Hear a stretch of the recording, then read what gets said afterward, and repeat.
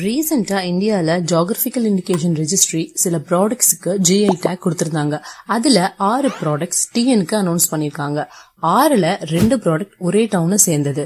Jack fruit and cashew. இந்த நேம சொன்னதும் கெஸ் பண்ணிருப்பீங்க. ஆமாங்க, Cuddalore district Panruti town. Panruti cashews மத்த வெரைட்டிஸை விட யூனிக் ஃபீச்சர்ஸ் இருக்கிறதுனால புவிசார் குறியீடு வாங்கியிருக்கு. இதோட பிளேவர் அதோடைய சி ஷேப் தான் மார்க்கெட்ல ஈஸியா ஐடென்டிஃபை பண்ண ஹெல்ப் பண்ணுது. இந்தியால மட்டும் இல்லாம வேர்ல்ட் லெவல்லயும் பண்ருட்டி கேஷ்யூஸ்க்கு டிமாண்ட் இன்க்ரீஸ் ஆகிருக்கு. எதனால கேஷ்யூஸ்க்கு இவ்ளோ டிமாண்ட் இருக்குன்னு யோசிச்சிருக்கீங்களா? பொதுவா தமிழ்நாட்டுல cashew season March to May month வரை இருக்கு. எல்லா பயிர்கள் மாதிரி பூ, பிஞ்சு, காய், பழம்னு அதோட க்ரோயிங் ஸ்டேஜ் இருக்கு. இதுல முக்கியமான ரோல் இந்த முந்திரி பழங்களை அறுவடை பண்றதுதான். பழங்களை கலெக்ட் பண்ணி கொட்டைகளை பிரிச்சு எடுக்கிறாங்க. சூரிய வெளிச்சத்துல காய வச்சு மூட்டைகளை அடுக்குறாங்க. இந்த மூட்டைகள் சராசரியா